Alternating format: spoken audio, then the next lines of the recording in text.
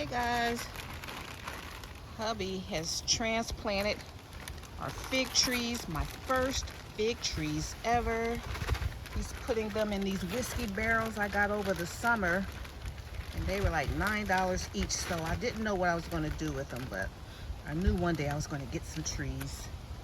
And so I think these would be perfect for them. So just wanted to share that quick video with you. Get as much help as you can, because this is October. We're in the midst of growing our collard greens, our cabbages, and so any little help I can get, I appreciate it. He did a beautiful job. I'm so thankful, because I wanted to take a break.